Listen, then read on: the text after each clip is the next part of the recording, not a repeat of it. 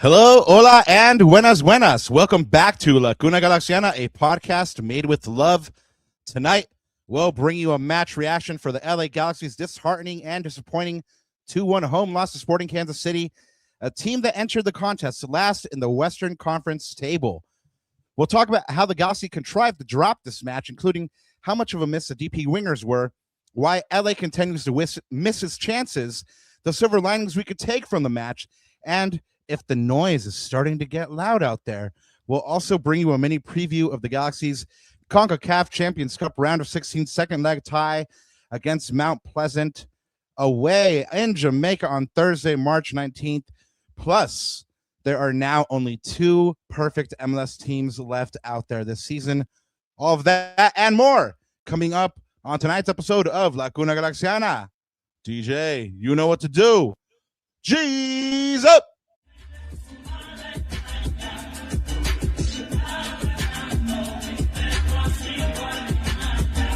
Yeah, let's get it started with a new year, new me. Cuna Galaxiana still reporting on the news feed, yeah.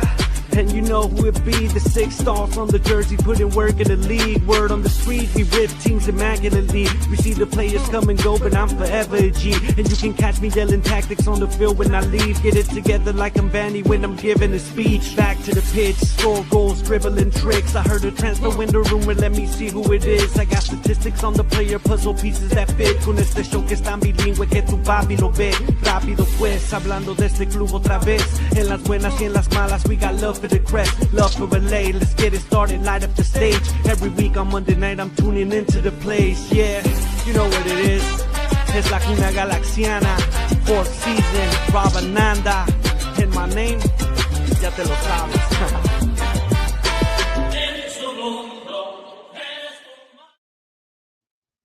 Welcome back to La Cuna Galaxiana, a podcast always made with love for you LA Galaxy fans out there. You probably need it right now more than most. You are going through it. It is the 2nd straight week of sad full hours. Welcome, though.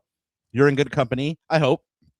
I'm one of your co-hosts, Rob Halone. You can find my written work at the Sporting Tribune, and you can always find me online at El Escudero de LA. And this man right next to me, proudly wearing this Arsenal jersey. He feels like it's all sewn and dusted. He was singing the Piero Incapié song at the crib the other day. My co-host, El Yerno Guapo y el Papá de Natita, Ananda Kirana, and soon to be Premier League champion. From your lips to the Lord's ears, Papa. That's what we normally say on this show, right? But I'm glad you brought that up because Saturday morning, feeling a little nervy, feeling a little tense, right? A lot of Premier League action. Your team was in action as well. And the morning was super nervy, of course, with the Gunners, and a 16-year-old phenom pulled it out in the very last minutes. The English Lamine Yamal, I'm gonna put that out right now. And then, of course, you were happy, Papa, because your team pulled out the very nice results. They did the business. Did the business and cemented yourselves in the top 4 race, at least for now, right? So things are looking good on that end of Manchester. And then I was like, you know what? I'm gonna watch this City game and then go to Rob's house, hopefully feeling chipper. And lo and behold, the sardines, aka the Barracudas, the little minions, not the Sharks, the minions of the Premier League, bottled a couple points. So we were feeling good, right, Papa? Like we were getting ready for the match, having some good food. Having some good food with the wife here, and you were like, you know what? We were driving up, and we said, Galaxy, please don't mess up this beautiful day. Don't you do it to him now. And what did they do, Papa? They done did it to him now. They done did it. They done did it to us, man. And so, it was I don't know if it's like one word or one phrase, but it was like es una mancha, papá, en un buen día, un día muy bonito, right? Like just a stain on what was supposed to be a beautiful day. You know what they say, dog. Debí tirar más fotos, dog. You should have enjoyed it while you had it. I mean, maybe my word should be like tóxico, right? Because no matter what, Now, look, we go to the stadium and we cover this for you guys, and we do it for the people, right? Like we go in there and do our thing and give you guys the best coverage, or we try to, anyways. We haven't gotten canceled, so at least we're doing okay there. But what did I say on this very pod the other day? This team never ceases to amaze me. And you were like, and your response was, you remember your response? You're like, pero which way though? And I was like, that's the point. Like, that's the punchline, right? That's the punchline. So there we go. Yeah. Man, it's one of those things where you're just like, oh man, I haven't recovered from the trauma of 2025, and y'all are doing this to me now. Damn it. Well, anyway, at least we're getting these kinds of things out of the way now, and hopefully it gets better. But chat, you know how we do. Drop your one-word reaction, the first thing you thought of, or the first thing you were feeling when full whistle happened, full time happened, and it was 2-1 to Sporting Kansas City. Ananda, we'll kick it to you. No, I was gonna say, I kind of gave you mine. I don't know if it was like a stain. I got my phrase was like a stain on a beautiful day, but you know what? It's probably like El Toxico, or probably Papa, and maybe I'm guessing this is yours is, which is these two lovely words. Trap game. What you gonna do? Nah, it's funny because you keep saying la tóxica and stuff like that, and then I just always remember what my mom said. Like tóxico tú, porque sigues ahí, and I'm like, damn, you're wise beyond your years, viejita.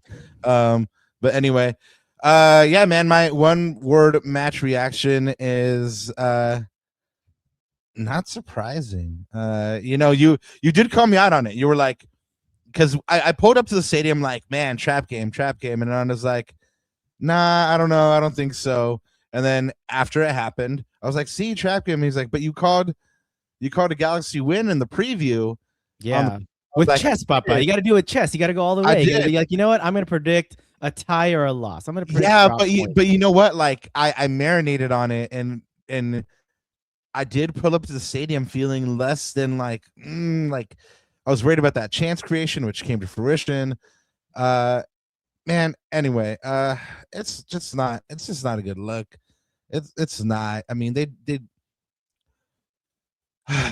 we'll get into it, man. I don't want to like get even more bummed out about this team, bro. Like, remember how like excited and optimistic I was just not like 3 weeks ago.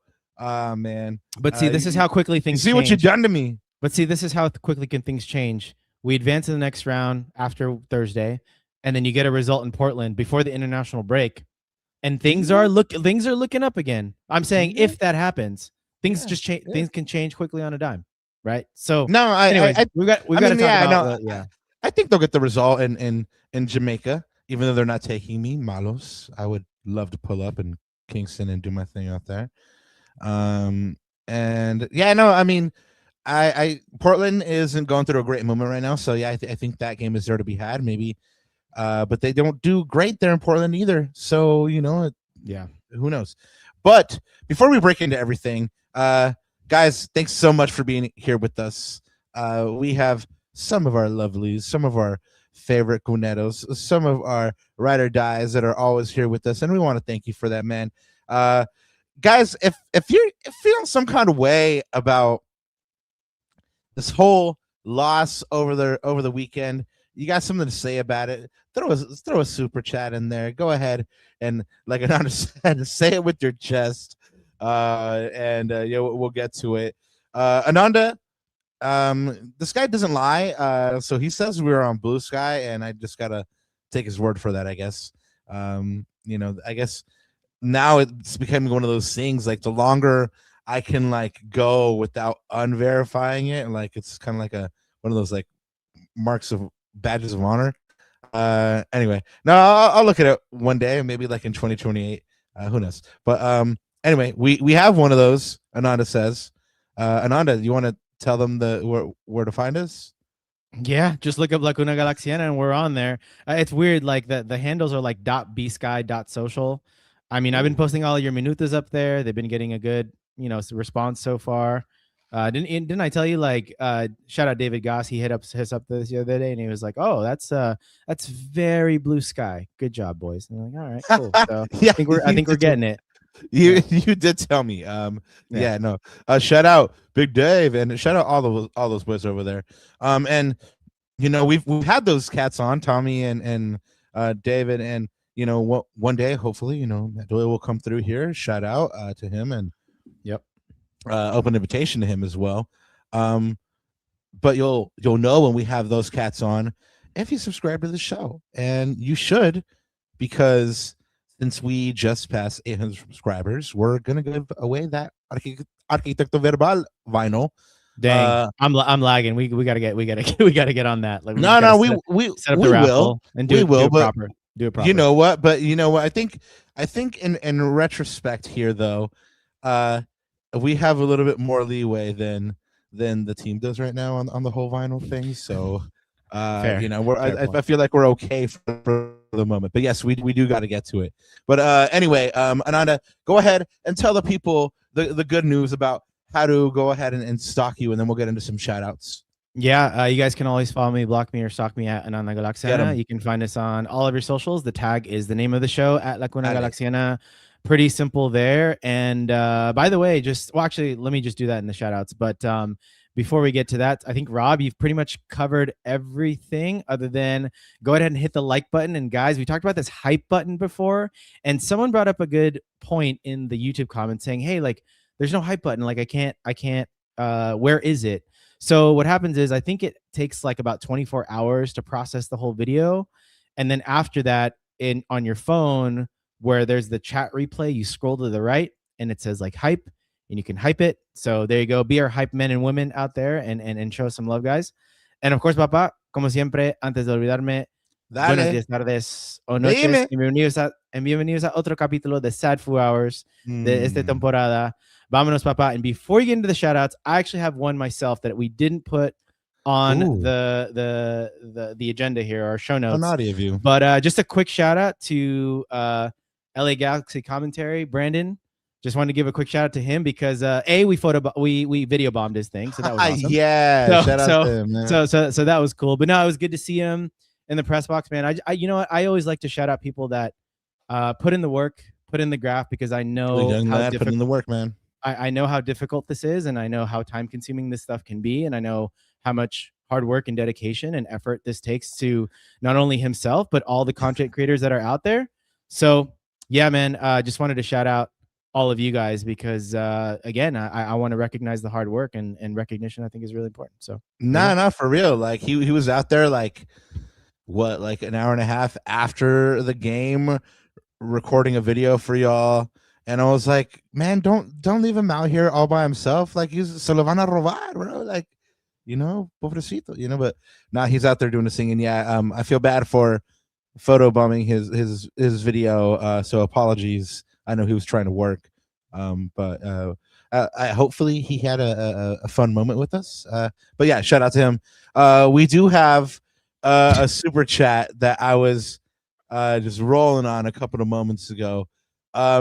We do have a super chat by Big Eddie Nags, and he, and I want to make this clear, the super chat by Eddie here says, just want one of you to say Vanny out, and I quote, and that is a quote by Eddie Nags. So not one of us.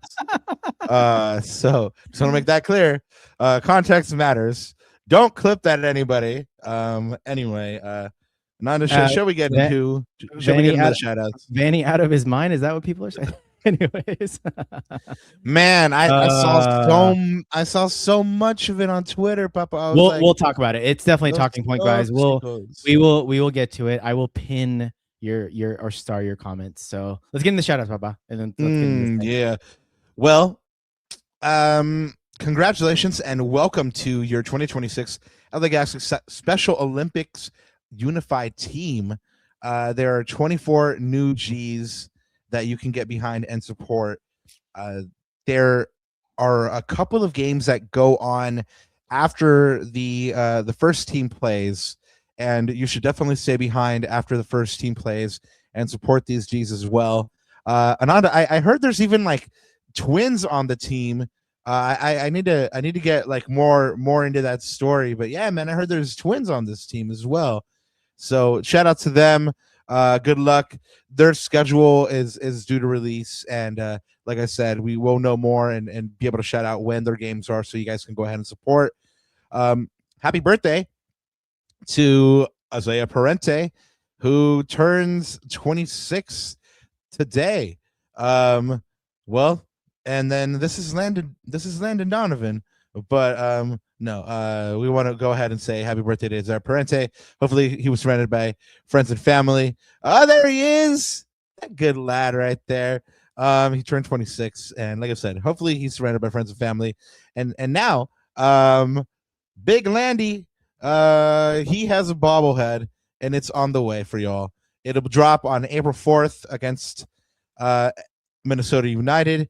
There are 15,000, but only 500 will have the big Merca flag, and him just looking all dapper right there. So go ahead and get there early. Like I know how you Galaxy fans are, man. Like get there early, no se peleen, and be orderly in line, por favor. Por favor. Ananda, there's a new playoff schedule, but before we get that, we have another super chat by Eddie Nax says cop out. Send me $4 back. No, te lo devuelvo después de misa mañana. You know, is money order good, man? Is that cool? Is that cool? Do you have can you process WIC vouchers and then sub club cards? Oh, I also have a couple guitar picks that I could throw your way. Also guitar picks, yeah. But anyway, the playoff schedule has dropped, and Eddie, we love you. Thank you so much.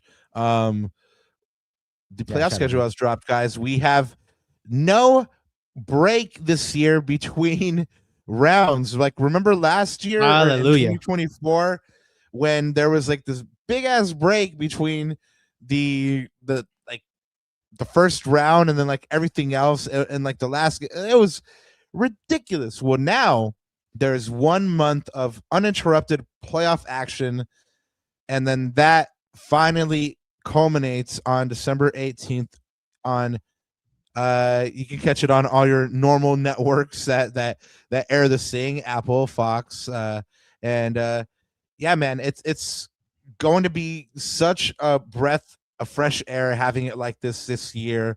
It pretty much follows the conclusion of the regular season with Decision Day that happens on November 7th on Saturday. There's a pause for the November FIFA International window, and then the playoffs will begin on Wednesday, November 18th. So there's basically like a week and a half, and that's the only break that they get. And I think it's so much better for it because, like I said, last year was 3 weeks and a month. It was redonkulous, man. It was crazy. It was like a month. It felt like a month and a half, maybe like 5. It was too long, man. Like the interest just died in whatever was going on. You were like, whoa. Yeah. Well, what happened in the last round? Our interest died pretty quick because we didn't even participate. Ooh, you went there. You went there on them. So okay, wait, but what are you saying? Are we? So we have to take off now. December 18th is on Friday? Is that what we're doing to cover MLS Cup? Yeah, of course, man. We're gonna take off. Can you guys imagine? We're just like out here, like doing all this, and then, anyways, one can dream, right? Hey, 2024, man. No one thought that was possible either. So yeah, well, we also again, we'll get now. I'm getting canceled now. Okay. Anyways, next. Yeah, people are gonna be like, yo, man, just having fun, guys. Your boy Ananda. I need something to cheer me up because, man, this is gonna be rough. Anyways, all right. Well, we have the wild card round on Wednesday, November 18th. We have round 1 on Friday, November 20th through Wednesday, December 2nd. Then the semifinals, Saturday, December 5th through Sunday, December 6th. So that weekend. And then the conference finals are on Friday, the 11th, and Saturday, the 12th. So again, this is going to come at you pretty quick. And if you do December right and you're getting all your holidays off correctly, you can just pretty much post up at the pad and watch the playoffs. Va a ser bello, va a ser lindo. I hope you guys enjoy it. I hope you guys enjoy this as well. The U.S. men's national team just dropped their new jerseys, and Ananda, I actually don't mind them. I mean, like the home one is kind of like, and the blue one is more to my liking, but they're not terrible. The home is obviously white and red and kind of resembles the fluttering of a flag, which should send your heart aflutter when your U.S. men's national team heroes are winning the World Cup in New York there at the culmination of the tournament. And the away is dark blue with these sublimated stars, which are pretty snazzy. Ananda, apparently Nike's selling two versions of this USA shirt, one with space on the front for the number, and then one without. But even though they have that version, the version with the front number still keeps a white panel on the back, even though you're not going to put a name or a number there, or I mean, maybe that entices you to put something on there. I don't know. It's just really weird that they've done it like that. But I am kind of like, yeah, it's kind of whatever's, but the players themselves, I guess, seem to love it. In large part because there was a lot of reporting on that they chose and tweaked a lot of the individual aspects of the jersey. I guess there was some kerfuffle in 2022 when the jersey was revealed and they were asked to model it, and they were like, "Nah, we're not putting that on, blood. Like, are you guys crazy?" Like, so anyway, they got to help this time, and Tyler Adams says, quote, "We literally picked everything. I feel like we had more say than Nike had in it, to be honest with you. And, we have some opinionated players on our team." Well, I wonder who ruled the day here. I mean, like I said, what do you think? I've said enough. Yeah, I mean, look, it's not my cup of tea necessarily. Like, I'll tell you honestly, I've never owned a US jersey, right?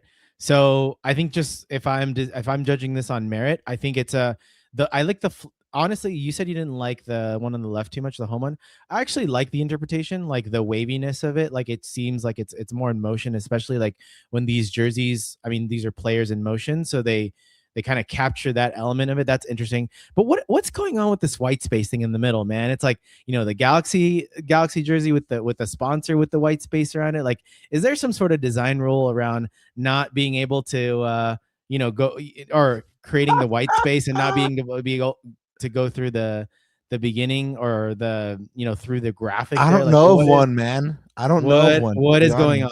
But what is going on? But anyways, like, the other thing too is, if I don't have the image, but if you see the back of this, like, there's a huge white space on the back, and I'm like, no, that's what I'm saying. No, like, what is up with that? So anyways, but truth be told, like, I am probably gonna get my Spain and maybe my Dutch jersey, and that's about it. And I know you're gonna get your Ecuador one, and that's just where the loyalties are. Like, I just got to be 100 with it. Like, right, I got to be 100. And the other thing too, bro, did you see how much they're charging for this thing? 210 for an authentic with a name and number. 210. Hey, bro, that's unless it comes with like a year-long subscription to like In-N-Out burger anytime you want, like, that's just too much, something, man. Like, yeah, no, that's way too much, man. Wild. Yeah, I know the economics on that one are crazy. No one come for me. No one do the math. Actually, I was just being facetious, but La Pulga it is. All right, anyways. Man, you really want to go to La Pulga. Anyway, hey, we have some good news. Dieguito, you know him, you love him. Dieguito Fagundes, he signed with New England. We brought you that story, I think, a couple pods ago, but now it is official. Dieguito is back where he started it all in New England. He signed a 1-year contract through the remainder of the 2026 season with a club option through 2027. And the midfielder made his debut for the Revolution, his re-debut, rather, in this weekend 6-1 destroying of Cincinnati. Yeah. Cincinnati. Did I say Cincinnati? That's not a place. Cincinnati, rather. He came on the 88th, but he did have like the secondary assist on a goal. Hockey assist. I believe. Yep. Yeah. So I don't know if they count that one towards like his 80, but I really hope that we get to see like the 80-80, man. Like that's gonna be a great thing for him, man. VCFC, bro. I mean, sad 4 hours for them too. They lost 3-2 at home versus St. Louis 2 at the Willie Roll. Dylan Vanney and Arnau. Hey, it's your boy Arnau, Ananda. Yeah. Catalan. Yeah, he scored the other goal, and like Ananda said, he's the Catalan trialist from La Masia, right? Yep. And yeah, Dylan opened the scoring, and Arnau put them ahead again. So yeah, it went right back and forth until Parmer Alt scored the second of 2 goals to hand St. Louis the win. The result drops VCFC to 4th place. They're now in 5 points after 3 games. They have a 1-1-1 record, and 8 goals for, 7 goals against, with a +1 goal difference. They'll play Portland Timbers 2 on the road on Monday, March 23rd at 7 p.m. And good luck to them. Ananda, are you ready for your MLS Matchweek 4 roundup? Dale. Well, just some of the standout games, some of the games that I thought were interesting. Atlanta beat Philly 3-1. They are finally, hopefully, starting to turn it around under Tata. Cristian Espinosa, the highlight reel, putting some Columbus defenders on skates in Nashville's 1-0 away win. And then that was nasty. It was absolutely nasty. I mean, I was like, those folks have families, man. That's not right. The champions, Inter Miami, drew with Charlotte 0-0. Orlando got a new coach bounce in the 2-1 home win over Montreal, and San Diego and Dallas supplied goals galore in their 3-3 draw. Qatar Musa had a hat trick. Crazy. Yeah, man. Match day player of the week. And Houston beat the Galaxy's next opponent, Portland, 3-2, while being down a man at home. San Jose finally tasted defeat at home to Seattle, losing 1-0. And LAFC and Vancouver stayed perfect to start the season by winning 2-0 and 6-0, respectively. The other highlight of the match day was James Rodriguez making his debut for Minnesota in that match against Vancouver. Unfortunately, by the time he comes on, it's pretty lopsided. It's already, it's pretty much like 6-0 already, but it's good that we got to see him debut. And lots of Colombians in BC place, man. Did you see the he got and the panning like that? Man, they travel everywhere, especially for their superstar James. Man, definitely gonna put a lot of butts in seats. I'll tell you that much. I bet you La Salsa was just beautiful and tremendous. Like, I bet you was great, man. Yeah. Like, and then I think we play NFM UFC back from the international break at home. So Papa, that's gonna be is that on bobblehead night? Right? Is it now? Oh, now I gotta look at that. Now I gotta check my own facts. Well, while you're checking that one out, it's on bobblehead night on top of James Rodriguez. Woo! Crazy. Va ser un show. Va ser un show esa vaina. All right. Well, it's a good time to remind y'all before we break into the sad stuff here, and you guys feel like running away, and you guys want to just crawl into a corner. First off, don't take it out on us. We're here to commiserate with you. Don't kill the messenger. Yeah. But second off, if you do feel like running away, remember to hit that like. Tell somebody about this podcast. We would love you forever. Ananda will take a shot with you. And subscribe, because Ananda says that 130 all or something like that, 33%, 0.33 don't subscribe to the podcast, and that hurts our heart more than anything. You know, Dr. Raquinho is just, damn, he was crushed about it. So do Dr. Raquinho a favor and go ahead and subscribe. But anyway, Ananda, it is time for Sad Foo Hours. Are you ready? Yep, and let's start where we always start. No, Baba? Dale. So here was your starting 11 for the match against SKC, and I'll just read it off to you for the audio listeners especially. So in goal, Novak Mitrovic. Back four of Julian Aude, Mai Yoshida, who captains the side. Justin Hawk, so that's a new center back partnership there. Mickey Yamane at right back, and your midfield of Edwin Cerillo, Elijah Winder, and Marco Reus at the number 10. And then you have Eric Tommy on one wing with Harbor Miller on the other. Again, remember that both DPs were not available in this match. Gabriel Peck due to suspension, and JP, of course, is recovering.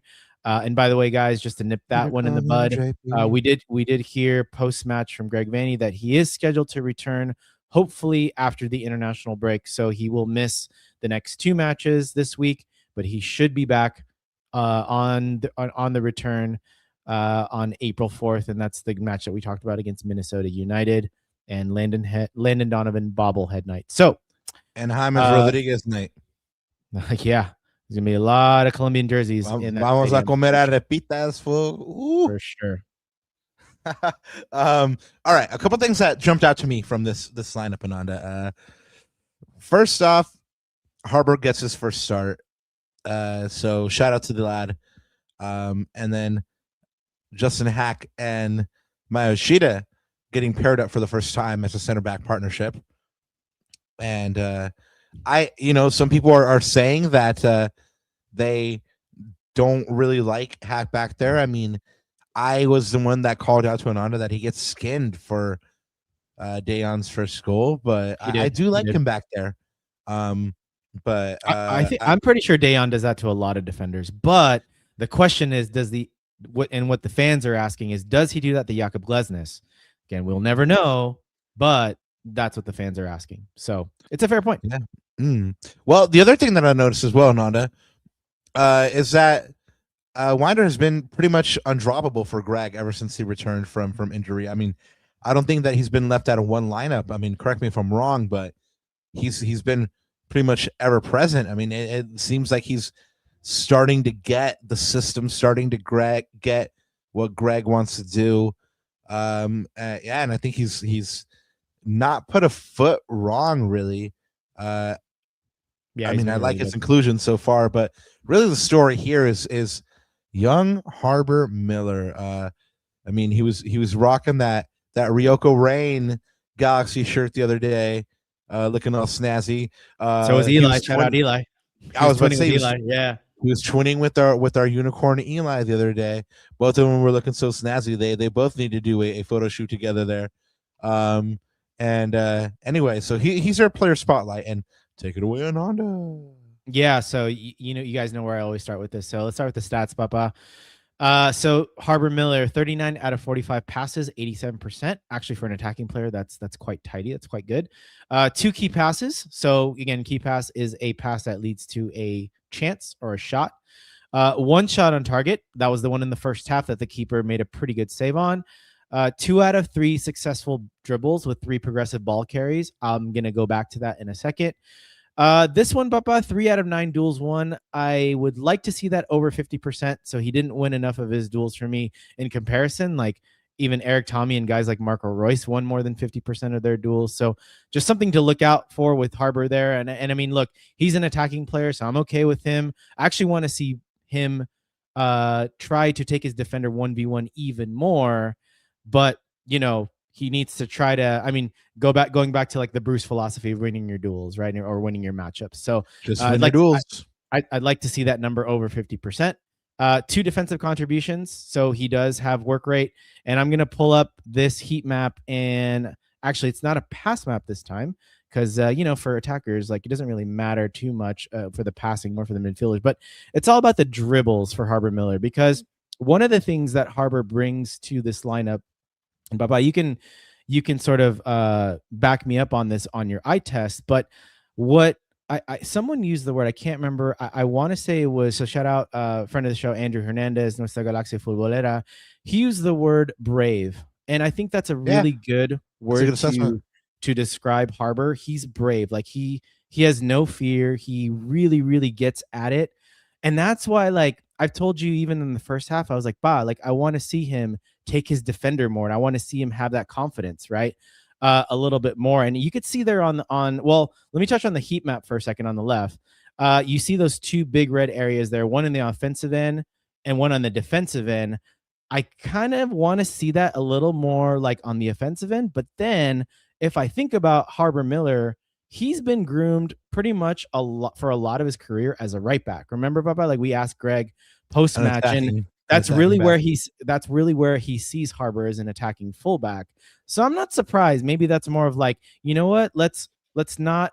A zebra isn't going to change his stripes overnight, so we can't. I don't want to lose that part of Harbor's game, which is actually a really important part, which is the work rate and going back. But if you're playing left wing, I want to see that. I want to see you further up the pitch, and I want to see you take your man a little bit more.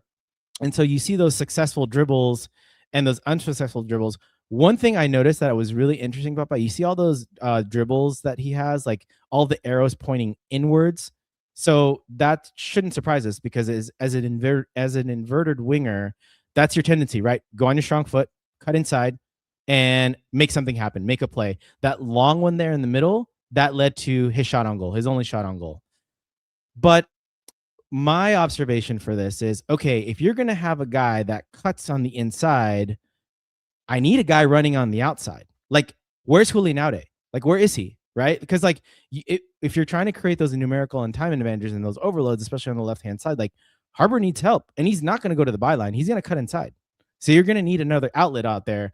And so I wanted to pull this up because I thought this was interesting. This is Julian Aude's positioning versus John Nelson's positioning when he came in the match in the second half. And so it's funny because you look on the right where John Nelson is, that's where I want to see Julian Aude. Like Julian Aude is a fantastic fullback. Like he's really, really good up and down that wing.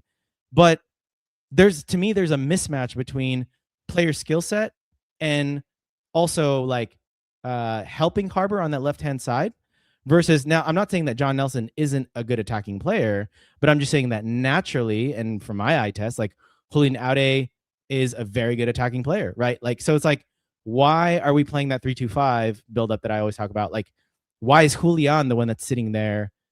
He should be bombing up with Harbor. And what does that do? It creates space for Harbor. It lets him go inside and beat his man off the dribble easily, or he can slide in the through ball and Julian hits, one of the attackers. So I thought that was just interesting, like observation on my end as I rethink about this. But anyways, going back to Harbor, Papa, what do you think? What's anything I say jump out or anything like sort of contradicts what you saw in the eye test? No, these positionings are really interesting, actually. I mean, super interesting. The only thing that I can think of is that balance is Greg is always talking about getting the right balance, and that's the only thing I could see is that Aude and Harbor Miller are both very attacking, so you got to give them some space. I don't know why. I don't know why you wouldn't combine them closer, but it's interesting to see John Nelson would be playing closer to him. No, man, and the eye test is absolutely right on. He's brave. He's not afraid to get, like you said, get at it. Even though Greg sees him as an attacking back, he's perfectly serviceable as a winger. He has the benefit of youth, man. Just he has that hunger, that desire, that and honestly, like I can say by talking to him, he has a love for the game. Like he's 19, so he's a professional player for the LA Galaxy, but he still loves the game like a game. It's really fun to see. But anyway, Ananda, I think he's gonna be a good one for the Galaxy. He's gonna keep on growing, and then at some point he's going to get sold for bigger and better. I was gonna say too, like tactically, like because some people are saying in chat, like maybe because we were chasing the game. That's absolutely right. Like on the right there, I would not in a level game state, if we're tied or especially in the lead, I would not rush my two fullbacks forward. But what I am saying is like, why not drop the right back, or we'll talk about this later. Like, why not have three center backs sit back there and have your marauding fullbacks go up, like, or have Mickey Yamane sit. And so like and this is where like we can talk about it. This is going to weave into the Greg conversation about like finding the right combinations, making sure the skill sets match. Because like I don't think Julian Aude Harbor Miller combination works as well, because Harbor, we showed in the heat map, like Harbor has a propensity, he's going to naturally go back and defend. So then you put those two together and you say like, okay, like Julian in that case, like you're free to go up because Harbor is going to help you track back, right? And so it's like we talked about these, like finding these combinations of like who works well together on the left hand side, JP and Aude, JP and Nelson. And then if you put Harbor up there, is it Harbor and Aude, Harbor and Nelson? It's those things. And like I look at this position map and it made me think about that.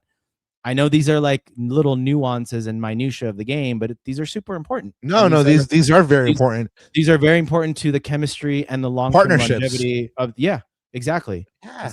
So Greg's always talking about it. I mean, should we get into some of that, or we'll get it? Yeah, we'll get into it later. Okay. I guess Ananda wants to get some feelings off his chest. But if you guys weren't unlucky enough to watch the game, or just catch it in general, let me tell you, you didn't miss that much. You just missed a bunch of disappointment. The Galaxy fell at home 2-1. Same problem popped up. They're having trouble creating. They can't really get a lot going. The DP wingers were a big issue. And yeah, I mean, it was pretty sparse, and it didn't really look like that urgent from them either. And Galaxy were punished by Dejan Joveljic in first half stoppage time, who, like we mentioned, skinned Justin Hack on this one to get the 1-0 lead heading into halftime. It got worse for the Galaxy in the second half in the 74th minute, 2-0 scoreline, but Marco Reus gives Galaxy a little bit of hope late in the second half, but the Galaxy can't get the tie, and the Galaxy fall to another defeat, and the boos ring out at the digs. And I guess that's a good time to bring up this super chat here from our good friend XPH. Gracias, XPH. Lo apreciamos mucho. He says, hey, Rob. Hey, Ananda. Serious question. Say Vanny gets the boot. Do you really see someone taking over and getting the roster to gel enough to be a contender? Ananda, how about that Arda Güler goal? Have a great show. Que te enseñó the Arda goal. Yeah, dude. Man, we've had some, Madrid's had some bangers. No, XPH, like Valverde has been an absolute beast. I hope he pummels the Citizens tomorrow. But anyways, absolutely. Papa, you want to just let's just talk about this now. This is a good little prop up for this. Like XPH is asking about Greg. Might as well get into it. That's what everyone wants to really talk about, right? Let's get into it. I mean, so let's answer this question. Let's answer this question. So how would you answer this question?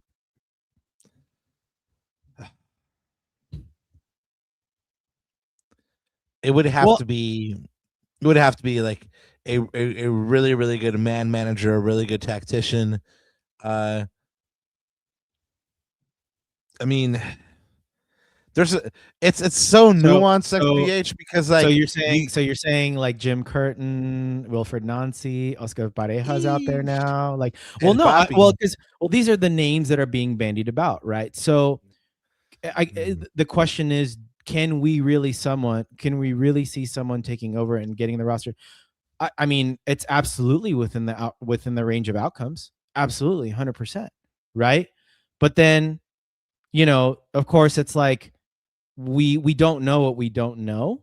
But and the other thing too is like, hopefully they can work within the personnel that we have, right? Like can you work with this personnel and make sure? Now, look, I would say that an attack that has Joao Klaus, Joseph Paintsil, and Gabriel Peck should be a pretty damn good team, right? Like, I don't care who the coach is. I can be the freaking coach. Like that should be a pretty damn good team, right? Dale.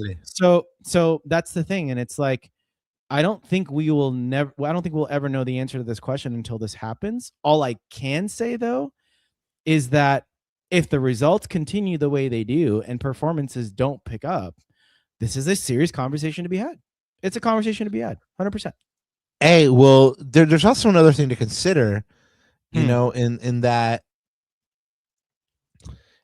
yes, the results haven't been there in the league, but, you know, they go to Jamaica and they should get through to the next round, which is what, the quarterfinals of the Champions Cup.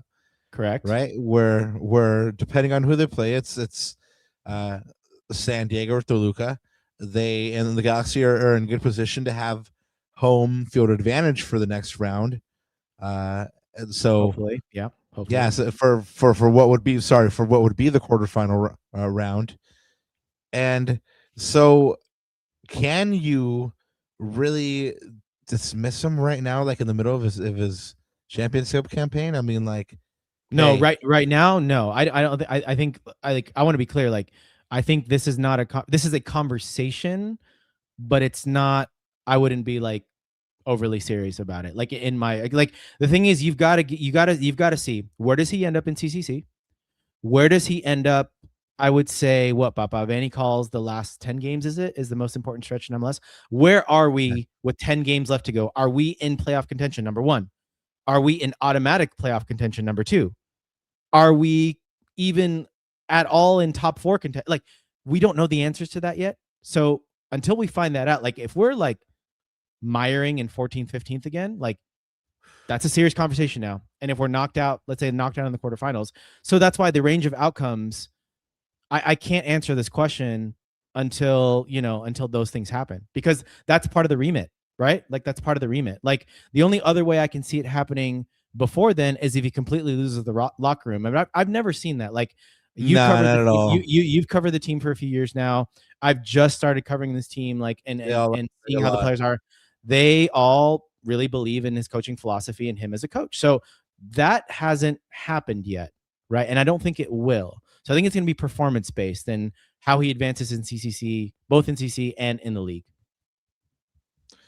Yeah, I mean, at a certain point, you know, it doesn't become, has he lost the locker room, but is the locker room performing? And it doesn't matter how much the players like him. At a certain point, you know, a decision has to be made. And I agree, we're definitely not there yet, but it's, and I hope we honestly, I hope we don't get there. I like Greg a lot, and I hope he finds every success with the team. But yeah, right now it's fair to kind of question why Galaxy fans should be enthusiastic about what's going on right now.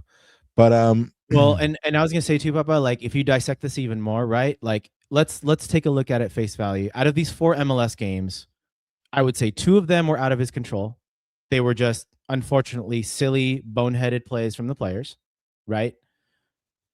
I would say out of all the matches so far, I think this SKC game is maybe the one that you could put the finger on it a little bit, right? You can question a little bit the starting lineup. You can question some of the combinations. Granted, he didn't have all his cards.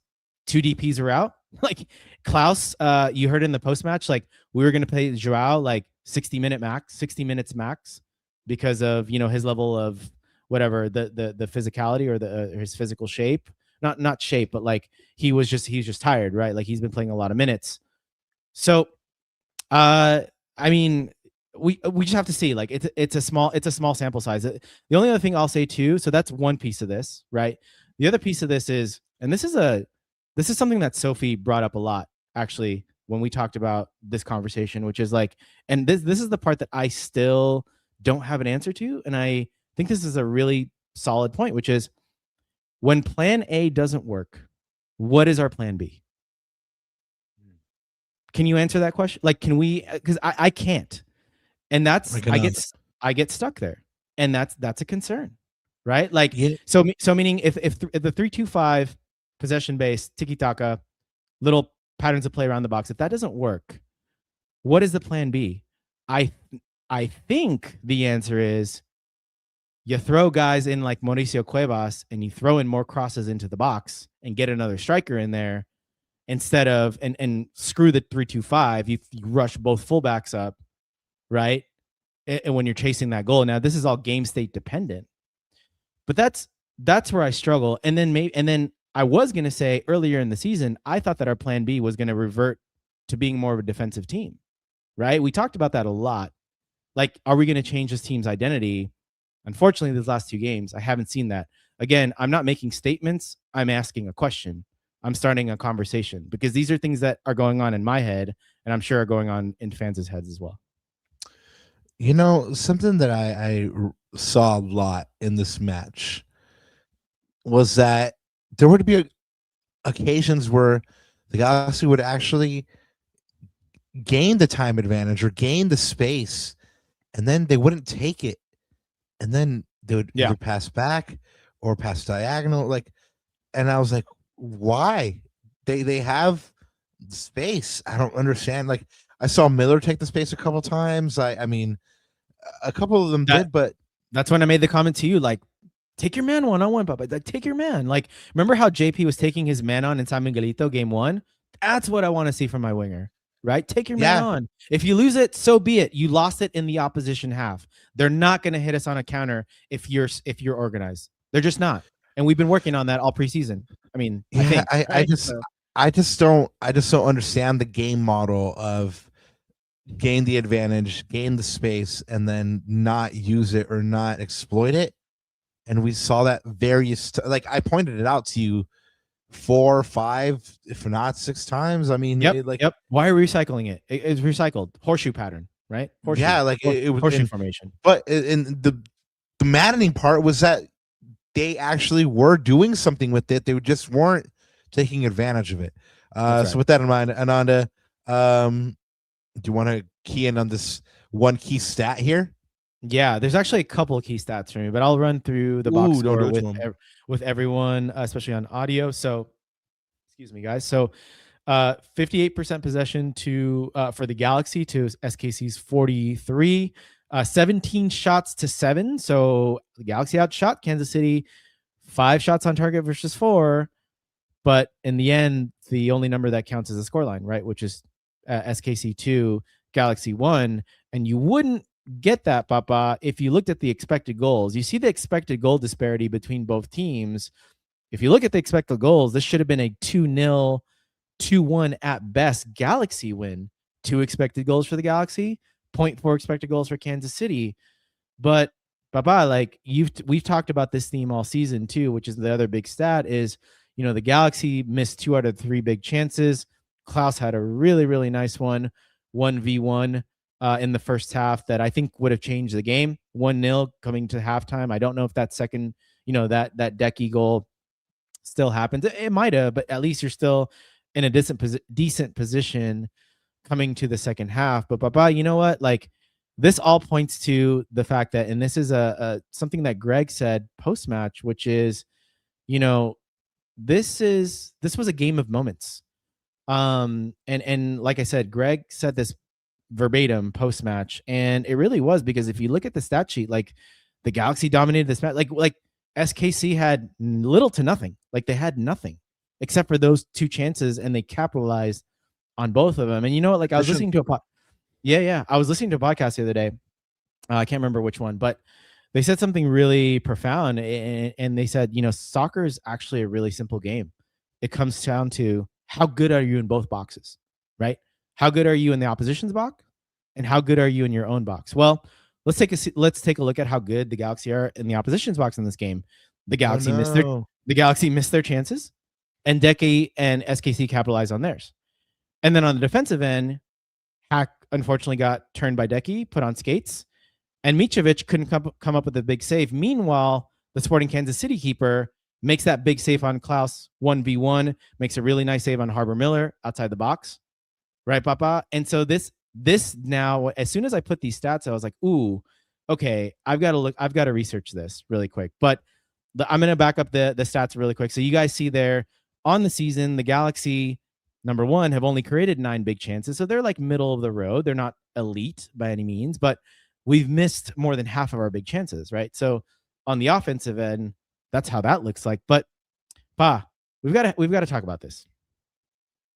we've got to talk about Novak, because I'm seeing a lot of fans, and I even heard Josh talk about it right before our podcast. And we've got to start having this conversation, because let me just pull out the stats, and then you guys can be the judge of it. So if you look at goals minus expected goals, so that's post shot XG, that's that goalkeeping stat that we love, right? Which is basically simply how well does a goalkeeper prevent goals from coming into the back of the net? Well, he is third there on that list at 1.55. And then you're asking me, well, Ananda, that's good, right? 1.55, that's a high number. He looks like he's third on the list.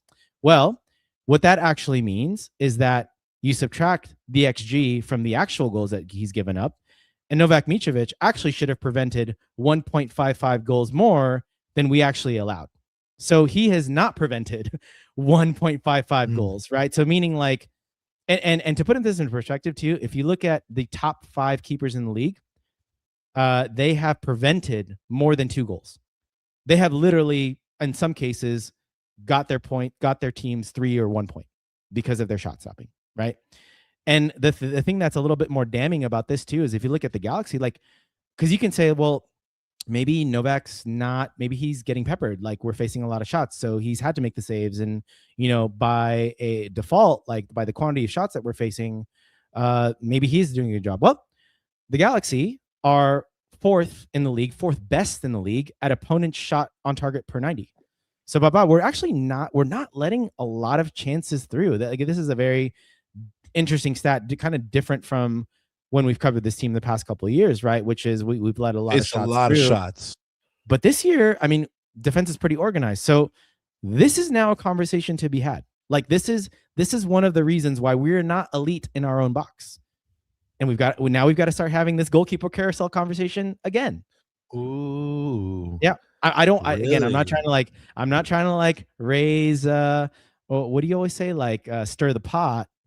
But statistically now, which you can't lie against stats, it's getting there. All right, shit starter. Let's go.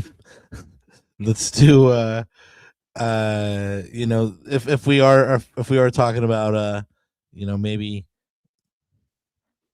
thinking, hey, like the stats support, this is an area where the Galaxy needs to get stronger. Do you think Mitrovic is up to the task, or would they have to look elsewhere? He hasn't shown it, so then you give JT a shot. So it's gonna be. By the way, did you hear? If you paid attention to what Greg said about Micho in the post match, he said he probably should have saved it, and I don't think I've ever heard Greg really say directly that, like, yeah, goalkeepers probably should have gotten that. I could be wrong. You could probably go back into your Rolodex or your back catalog of all of Greg pressers, but I've never heard him say that directly. And so that kind of like made me turn. I'm like, ooh, okay, that's interesting. I don't know. Maybe I'm overthinking this. Maybe I'm like way reading into this, but my opinion is he should have stopped it too. That's what I told you live. And he's like, nah, but I watched it again, Papa. I think that's savable.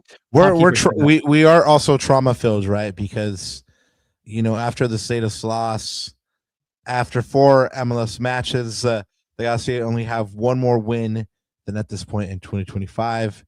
They've allowed 6 goals in the last 2 league matches, right? So Ananda was talking about what's plan B if plan A doesn't work, and we've talked about that current we can identify one. And it just seems like everything has to be ticking right for the team to get a result. And I did ask Greg, and like I said, I like the guy, so I try to be as respectful as I could, about the boos at full time. And if the team talks about it or addresses it, and it kind of made it sound like they're not trying to hear it. But yeah, no, I mean, the noise is getting louder, Ananda. Yeah, I think we've already talked about it. I think we've already talked about the angles of this. So I don't have anything to, like I said, it's fair that people are thinking that. It's a conversation to be had, but for me, I want to see where we end up in CCC, and I want to see where we end up during the playoffs. Like that's what I want to see, because this is a results-based business. So, and I think 4 games is too small of a sample size. By the way, Eddie, 4 games is too small of a sample size for Micho as well. I didn't say I wanted him out. I said it's a conversation because the stats ain't looking good. That's all I'm saying. Look at you, man. Look at you stirring the pot. Well, one thing is for certain. They do have the Champions Cup coming up, and so they need to shake this loss off. Maya said it post-match. The objective is clear next week to advance to the next round of the CONCACAF Champions Cup and get a result in Portland before the international break and go into the international break on a high. That's going to allow the team to regroup, train more, get JP back, and of course you get Gabriel Pecci back. And then you get to attack the next stanza of games. Really, the only thing else we could take away from this match is that, yes, it did end up 2-1, but there was a hugely debatable handball on our very own Decky. Well, what are you thinking on it now that you've seen it back a couple of times? You know how I felt about it, but now that you've seen it a couple of times, what do you think? I've seen them given. Like, I don't know why they didn't take a look at it. It wasn't even reviewed at all. Like, I would at least take a look at it, right? Even like on this, we're us in the press box. We're like, let's take a look at it, bro. We got to look at it. So yeah, it was really weird, because you're absolutely right. I've seen this type of him given penalty given. So, yeah, I've seen this type of penalty given, and his arm is not in a natural position. I mean, I you were right next to me, like looking at me, going crazy, going like he's chicken winging, like he has his arm out like a chicken. He made his body bigger. Yeah, he made his body bigger and in a unnatural position. So yeah. So anyway, there's that moment in this game which could have turned it, but yeah, brass tacks, the Galaxy should have done more to win it themselves and not have to rely on these moments. But Ananda, do you have defending the badge winner in this one? Well, let's bring up the candidates. So you got Marco Reus, right, who scored the lone goal. We talked about Harbor Miller a lot. Serio, who we haven't really talked about, but I thought he was. I mean, I thought he was pretty solid. Like, didn't notice him too much. Which, honestly, I noticed him more when the Galaxy were chasing a little bit more. And Eric Tommy, who statistically had a pretty good game. Look, man, I'm probably just gonna give it to Harbor, just because like I said, like that word brave is really appropriate, that adjective to him. Like I admire his like he gets it, right? Like he's proud to wear the colors of the shirt. Like every time he's talked to us, like he is like seething, he's chomping at the bit to get a start and to play. He just wants to play, right? So he has a really, really good attitude. So granted, it wasn't like that's the thing though. Like I want to see that bravery a little bit more. Like I want to see him take on his man, and I hope the coaching staff is allowing him to do that too. That's the other thing. Like when you see your man, like when you think you can beat him, try beating him, right? Or go at him. Just go at him, because I like that he got that shot off in the middle of the pitch by beating his man. He's going inside. So imagine if he had scored that would have been like all over the MLS. Like socials, like Harbor Miller 19, blah blah. Yeah, it was a nice shot. It was a nice shot. Also, it was a great run.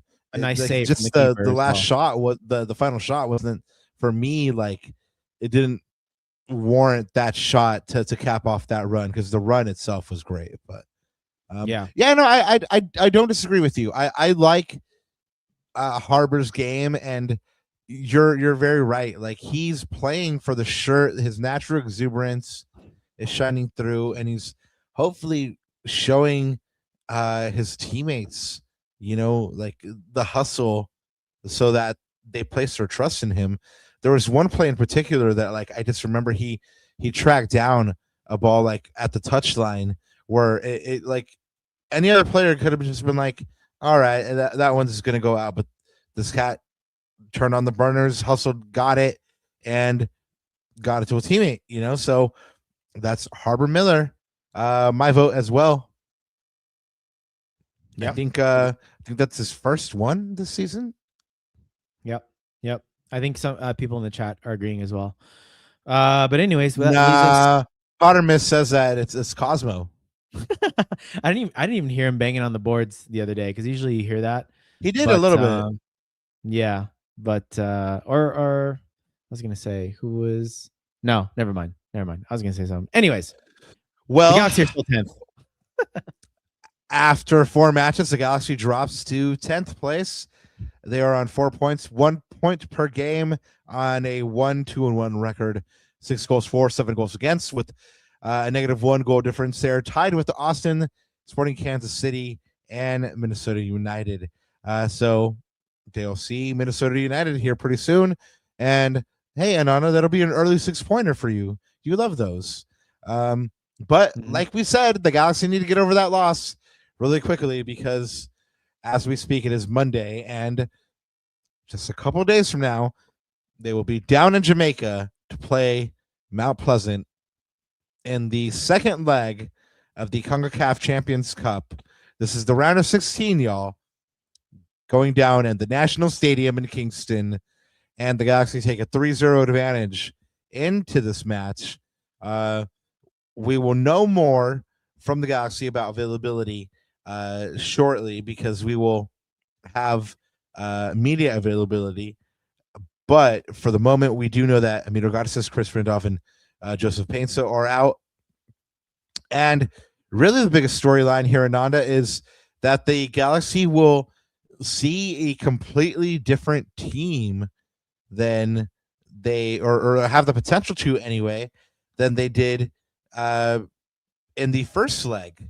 Because if you guys remember, the Jamaican team was not allowed to bring up to 10 players with them to this match.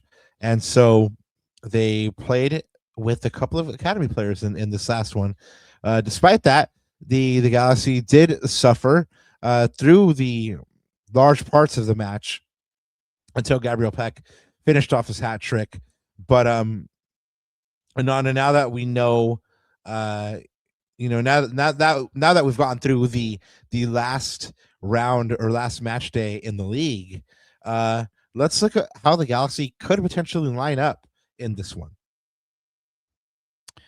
Yeah, let's bring up your starting 11 really quick. So for the audio listeners, this is Rob's predicted 11. So again, this is I always have to preface this, right, by saying this is what we think Greg will do, not what we would do, what we think Greg will do, which is predicted. That's why it's predicted 11, right?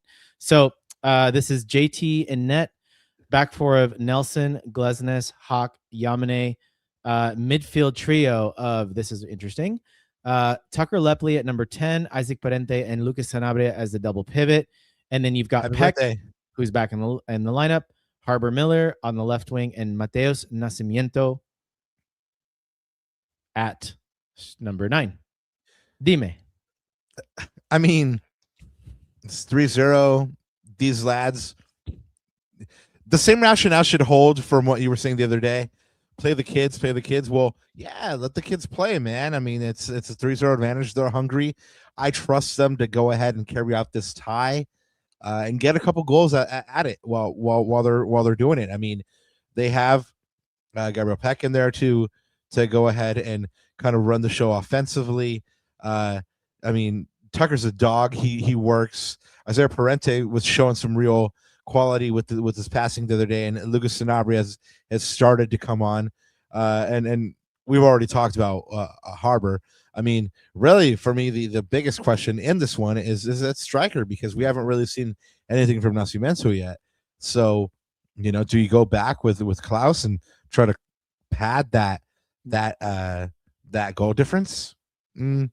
I ultimately went with Nascimento, but I agree with you there, because Greg said, I had the choice of either starting Klaus or Nasi this one, going 60 on one, 30 on the other. So now conventional wisdom says you're going to start Nasi for 60, 70 and then bring on Klaus in this game. Or maybe he can play the full 90, right? So I agree with you there. Well, if the lad gets a couple goals, just let him ride it, right? Let him ride it. Well, yep. Show me what you got, because like I said, I know it's not conventional here, but I think that's what it's going to be considering the result in the first leg. So I have a back five, let's say, goalkeeper JT, back four of Nelson, Glesnes, Garces, Cuevas, a midfield trio of Sanabria, Parente, and Hawk, and then a front three of Nasi, Miller, and Peck. So I have basically the same front three. I know that Greg mentioned that Garces he's kind of touch and go, but he would be available. Like I think we're going to probably ask him that in media availability tomorrow or Wednesday. I don't know which day it is. But he is in contention. Like he is, I feel like I heard that the other day. So I just threw that in there. Like if he's fit, if he's even 80%, like I would much rather play Emmy on maybe like a mudded pitch or whatever the pitch looks like in Jamaica rather than the turf in Portland. Let's put it that way, right? Like if he's got a toe problem, I am not playing Emmy in turf. Like leave it to maybe Glesnes and Maya take that one or something like that. And then the other thing too is I'm putting in Cuevas. So Papa, this is how I want to see this lineup. And this is my 3-2-5 again. So this is how we should be in attack, right? Back three of Nelson, Glesnes, and Garces, Hack and Parente in the middle, and Cuevas bombing up. Like I want to see triangles between Peck, Nacimiento, Cuevas, and if we lose the ball in that right half space, Hawk is there to clean it up. Like he is the extra utility man. And then on top of that, you got the extra insurance. And this is why I like Emmy, even though he is not, the most disciplined player in the world. You can't teach athleticism and you can't teach recovery speed. And so if you're getting countered on the other side and Mo's out of position, Hawk and Garces are both there to help clean up the trash. So that's how I see this playing. And I think those combinations like Cuevas and Garces on the right, Hawk to support when Cuevas goes up, I think those combinations work well. You're going to need extra dueling capacity because we saw against Mount Pleasant, even at home, they have good athletes. They're physical, right? So we need guys that are brave like Harbor or are good dueling monsters like Sanabria or, solid and tidy Glesnes, Hack. You need those types of players against this team. So that's my rationale. Yeah, no, I mean, you pointed it out to me a couple times during the last game. I don't see the Galaxy not doing this just because they probably going to have to face that low block again. But let's get to the important things. Like for the Galaxy to win this match, they have to ... I mean, do we just like recycle the same answer again? I mean, we could always say not play down to the left, but like, no, this is so okay. This is let me bring something up that's interesting, Pa, because this one's dangerous. Well, remember what you said about the importance of this affecting if the Galaxy get a home advantage, not a home advantage, but gets the second leg of the quarterfinals at home. And so that table, I'm going to bring it up now. That table is important, right? So it's like, okay, I mean, I know that the Galaxy can go there and lose 4-1 and still advance to the next round, which is a ridiculous thing to think about. But at the same time, it's like you want that second leg at home, I think, right? Now we're going to pull up the schedule to see how that looks. But like, so this isn't the updated one. The Galaxy are actually tied with the Sounders in first. Okay. This is the old one. Okay. But anyways, point still stands, right? It's important.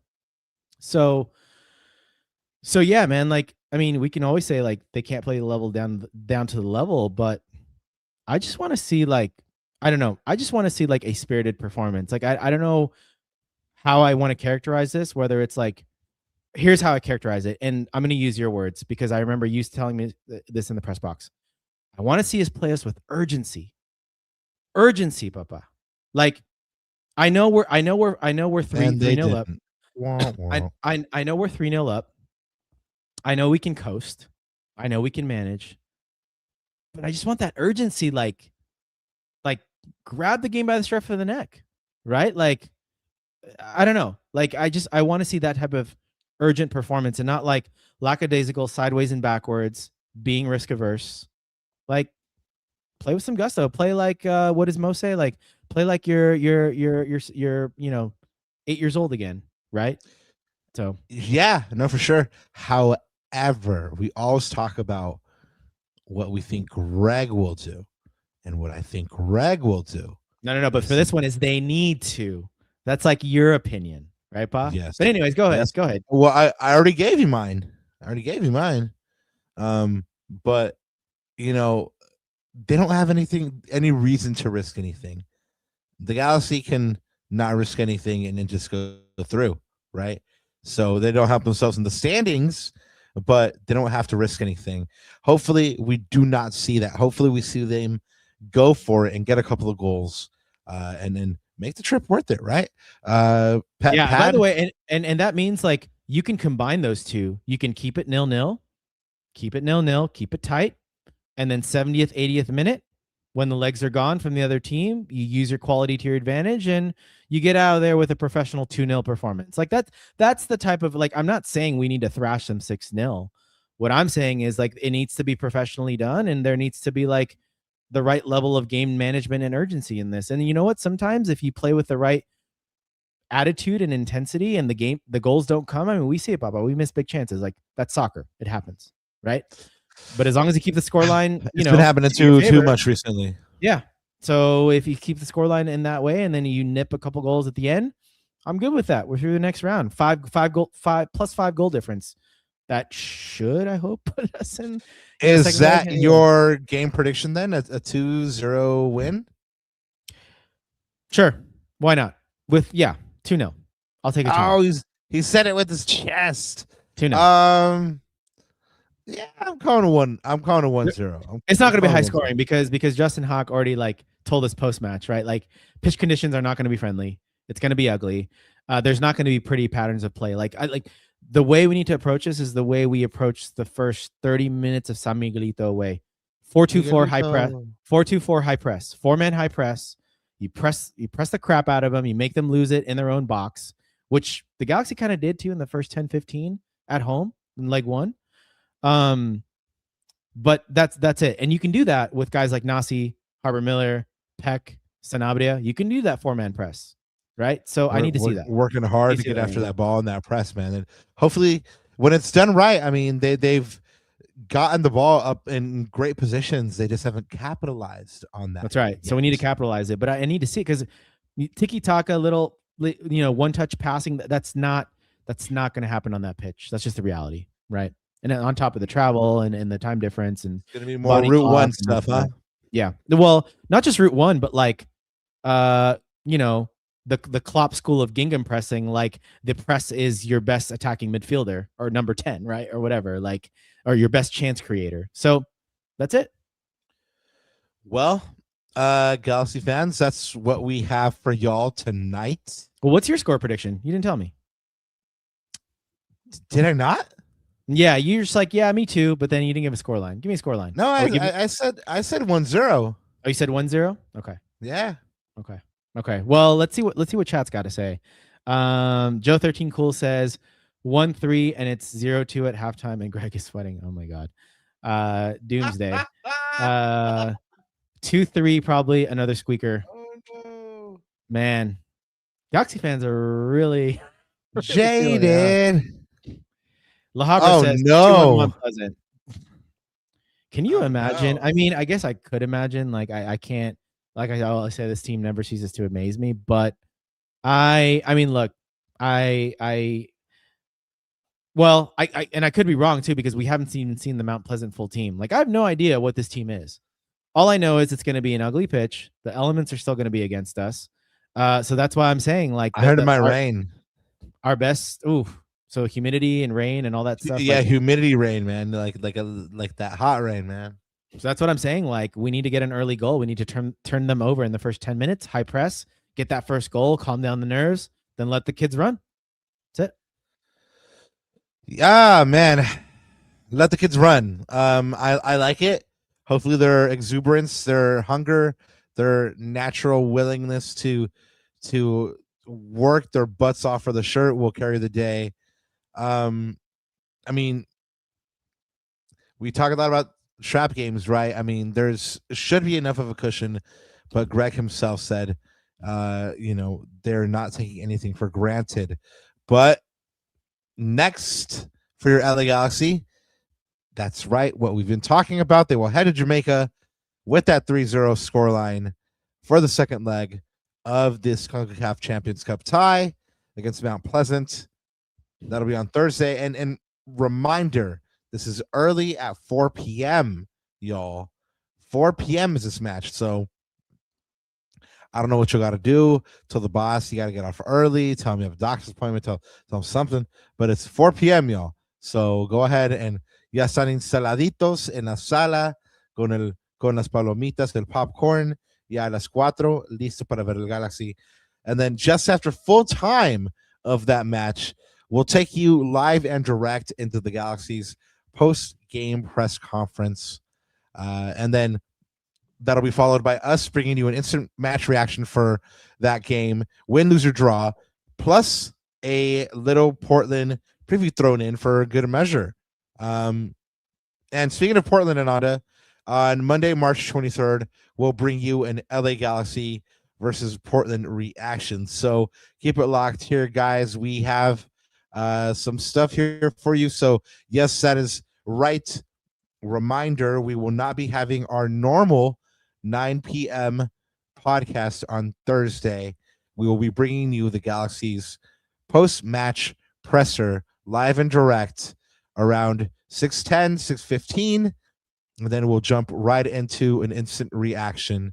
So go ahead and check that one out. Ananda, anything else to add before we get on out of here? No, just want to say first off, thank you to everyone in chat. Thank you, Eddie Nag. Shout out, brother, for stirring the pot.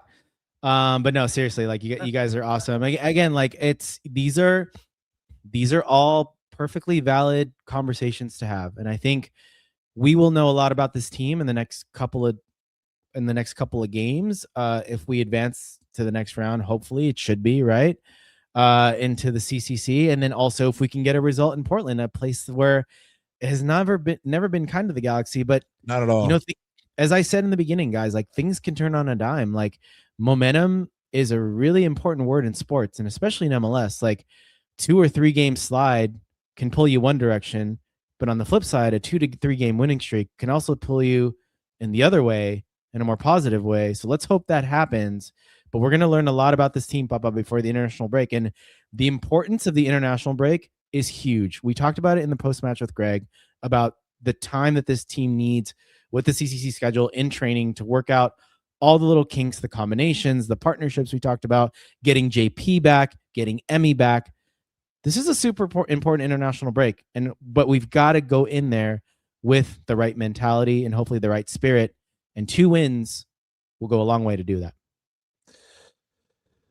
Well, from your lips to the Lord's ears, and that's on you this time because, man, you said it all. They really knew this one.